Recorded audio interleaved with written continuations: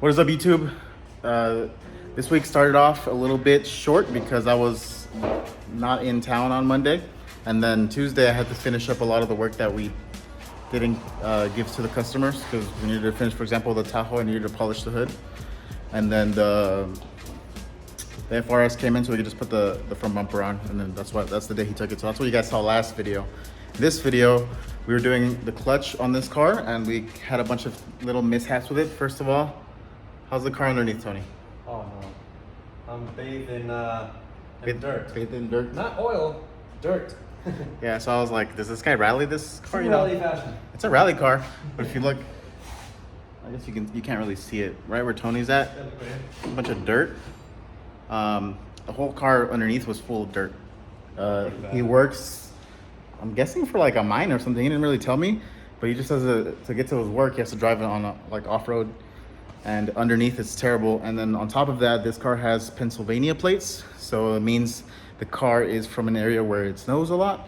So if you look here, look at that, all rusty. So there's a lot of rust all over the car. Same thing with all the bolts.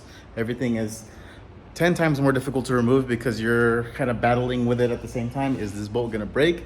Am I gonna have to heat it up to even break it loose? Because it's like rust welded together. But oh yeah, like the axle nut. we couldn't take off the axle nut because we had to take off the trans. So what we did is we just took off the whole hub assembly to get the axle. It came out with the axle. Oh yeah, we were trying to Broke that baby, a husky. trying to remove it with this wrench with a big, basically with the jack bar, and just trying to break it loose. Never had one be that tight, so we just couldn't remove it. So still got the job done though. So here we have What the actual problem was. yeah, the clutch fork. I have some pictures in there for you guys, but you see how the little pivot is broken, and then the fork itself, I don't think you can see it. It's like cracked. it's got cracks right here. So it's definitely. So that got destroyed. Throwout bearing was destroyed as well, and the clutch is okay. It's a little bit worn, but it could have survived it. But we were already in there removing all that stuff, so we just replaced the clutch while we were at it. The slave cylinder, since that broke, like the fork broke, the slave cylinder kind of went out as max as it could, and it just popped out at the end, and it got stuck at an angle. So there's a picture of that, so you guys can see that. So there's just a lot of little issues that happen with this car just to do this clutch job. But we took it out, cleaned it up, sanded it a little bit where there was some damage, stuck it back in because the seals look good, and the slave's working now. So Yes. we got it all pumped up. Yes. By the way, today's Thursday, so not a lot of days videos for this week, but I think we started this since yesterday, right? Actually, yeah, you started Tuesday. I was going at it. He was doing that while I was doing the Tahoe. I should have recorded that, but didn't have time. Yeah, a lot of work. We're behind, guys. Sorry.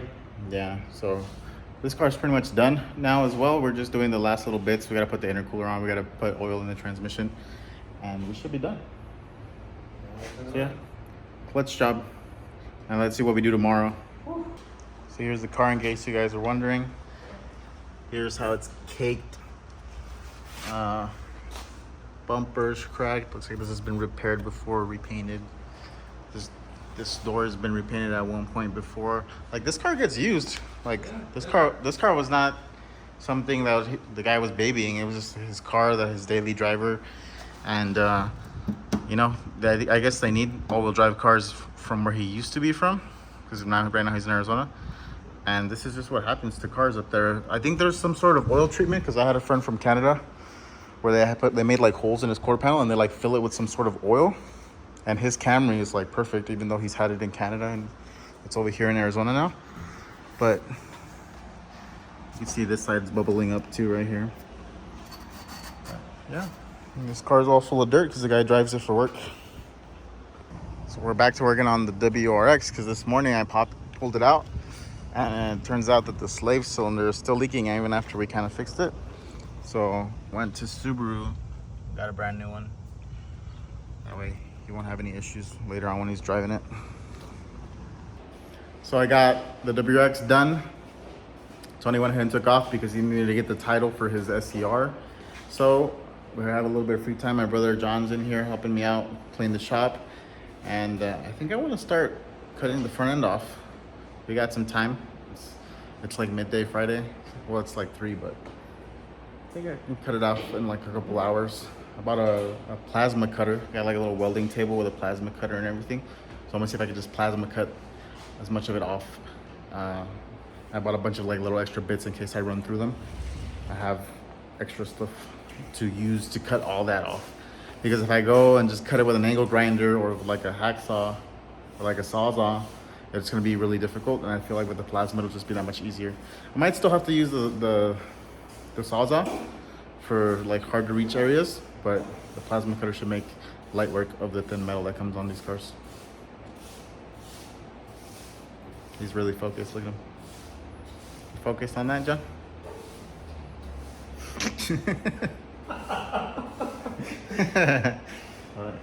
Getting there with the cut, you can kind of see straight through. I just gotta cut this part or plasma cut it because it's there. And then there's a spot over here that I need to cut upwards where the frame rail's at. The problem is this side is all full of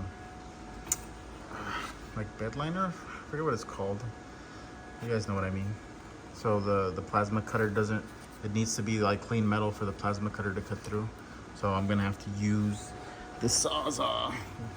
So I'm using that to kind of help me to, in those like long distance ones, if there's like metal in between, the plasma only cuts like the outer surface. So here I gotta kind of like plasma cut this off a little bit, and then that will be this whole section there. I noticed that a couple other builders, when they do this, they'll remove pretty much the metal all the way here, which is what I'm planning on doing. I kind of like how I stopped it here, so it kind of lines up with that factory piece. I might cut more at an angle, like here to here, remove this, and then we'll clean this up nice. The only thing is I didn't want to remove this whole section because I've seen them remove this, but I want to be able to bolt my hood. This is where the hood latches go. So I might just put a block off plate here, and I want to keep this metal here so I can put the little cover, like a little plastic cover that goes there underneath the windshield, just so that kind of stays like factory. And then here's where I'm going to just change it all up. Well, first I want to remove the whole front end, and then if I need to cut more, I will cut more. Because remember, if you cut too much, it's harder to go back than if you cut too little. You could always cut more, if that made sense. So gonna continue cutting this up, and then I'll move over to the other side, and then hopefully have this detached. All right, there we go. That one side is cut, the whole side is nice and loose. So now I gotta cut this other side, and we'll get that off. Oh, that wasn't too bad. Using the sawzall in addition to the plasma cutter really helped out. But the plasma cutter just slices through like butter through the sheet metal. All right, let's get to doing this side now. So it's now 7, and I got the front end cut off. In theory, it should just roll away. Oh, I think it might still be a little stuck. I'm seeing a little spot right there. I'll bring you guys along with me for this last little bit.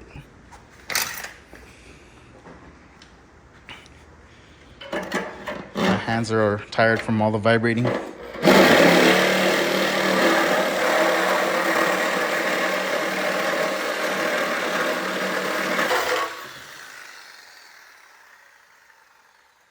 That's it.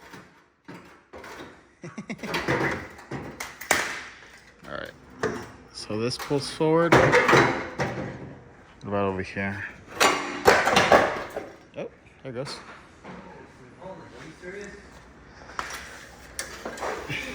What the? There we go, Tony. Holy cow.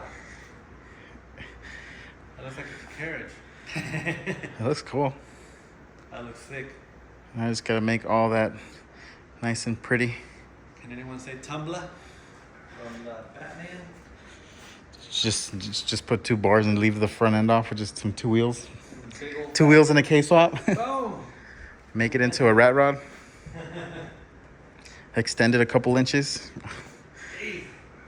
That looks crazy. Woo.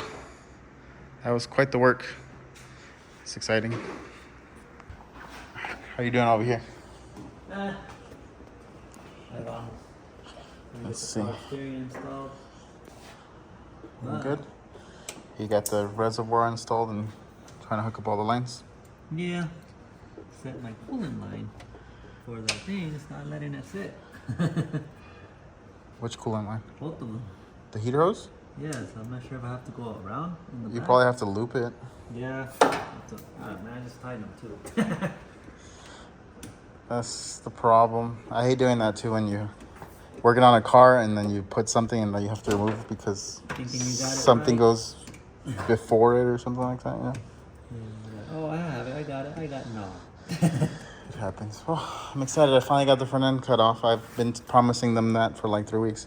Oh, yeah. Or maybe a month now. It's been a while. Because we started working on your car after I was doing mine. Sorry, guys, for the delay. But we wanted to get this car running because Tony's going to need a second car here in a week.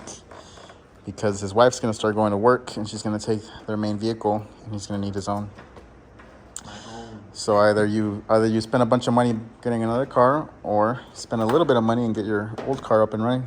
Yeah, buddy. Something that'll be fun and fast and still good on gas. Alright. It'll get me from A to B in fun fashion. Not Yeah. fast, but it's definitely fun. I love this car. I mean, 220 wheel horsepower is no joke. Some V8s back in the day used to make that power. I know, right? That's crazy. That does not make sense. I mean, 220, you still got more horsepower than the Prius. The Prius. I'd be curious to see how this does up against like one of the newer Priuses. I saw a video where they were racing them against like a Camaro or I think it was a Firebird. Are you serious? Yeah, they were racing them against like old muscle cars and like it was barely losing to them. Oh, I think I saw that. Yeah. I think it was on Throttle House, right? One of those, yeah. I'm pretty sure it was them or one of those companies, but Those guys be having lots of fun. yeah, so that's gonna be our new test. Can we beat a Prius? Now that the Prius makes more horsepower than it used to. I think they make like 200 now, whereas before they were like 140. Yeah, it's ridiculous. It's like it doesn't make sense. Well, I'm gonna go clean up my mess while you mess around with this a little bit more. This is not working. So there we are, guys. Got the front end of the car finally cut. Took me a while, but we got it done. And this looks hilarious because you can just roll it around since I left it with the wheels on. Yeah, this looks awesome. Excited because this is a big step that I needed to do. And it looks crazy, I know, but once this thing is done, it's gonna look awesome. It's gonna be so easy to work on. It's gonna be very accessible. Who knows, I might not even cover up any of the tubes, just leave all the tubes open so you can kind of stick your hands through to service the engine because I'm not gonna be taking it off-road or anything crazy, so it'll stay relatively clean. Plus, it's not gonna be a daily driver. So I want it to look nice. So next thing I gotta do is finalize cutting all the rest of it off, grind it down, make it look nice, and then probably start adding some plates here and there for where I'm gonna come out with the tubes and start kind of figuring that out, start designing that in my head, and then come up with the best solution that's gonna work for me. So I hope you guys enjoyed the video. And as always, guys, have a great day. Want to say bye, Tony?